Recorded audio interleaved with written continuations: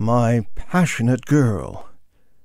As humanity has developed for the most part under the shadow of intolerance, the cries for equality among men and between men and women appear to be relatively recent.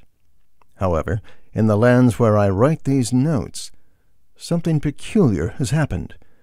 The demand for equality has reached excessive levels. Here, equality is defended to the point of denying the sanest and most obvious of inequalities. This, like any extreme, is another form of perversion. It attempts to convince us that a good person must be fair and never categorize his fellow man based on race, age, or financial solvency. The tragedy is that most people naturally continue discriminating, but do so surreptitiously, without admitting it in public. But let's face the facts. Obviously, we feel more inclined to spend our time with a healthy person than with a sick person, with someone who is charming rather than someone who is disagreeable, with someone interesting rather than someone boring, with someone powerful rather than someone weak. This type of discrimination is not only natural, but healthy and desirable. This is the means whereby nature unites those who are alike. Afterwards, those who are alike decide their own fate. If it is in their nature to destroy, they destroy each other. If it is in their nature to build, they reinforce each other. In the end, the constructive groups grow, and the destructive ones annihilate themselves. It is a wise plan, and we should not be ashamed to feel its influence.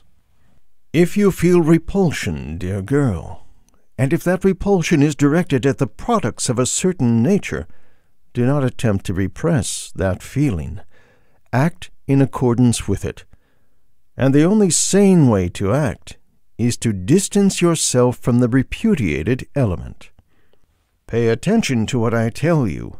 Distance yourself. Do not destroy. Do not attack those unlike you. Do not malign or vilify them. Just distance yourself from them. Repel them from your life like oil repels water. Do not fantasize about their extermination, as it is a slow process that only they themselves can execute if it is to be so.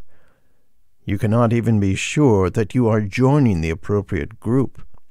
All you will know is that if you and your kind love each other and do not destroy each other, your group will survive. This is not an act of divine morals, but rather a simple logical consequence. Therefore, do not be distressed by the fact that you feel aversion. Aversion is a healthy reaction that is permitted even among the saints. It is the attraction of our group and the repulsion of another's. However, we do not survive by destroying other groups, but rather by reinforcing our own. Let the others destroy themselves if it is in their nature to do so. We could also be mistaken, and it may be our group that wanes. Even in this case, aversion is positive, because it prevents us from contaminating other groups that are destined to survive. Make sure that your fellows do not leave you behind. Living among beings that do not share your principles is the most authentic description of hell.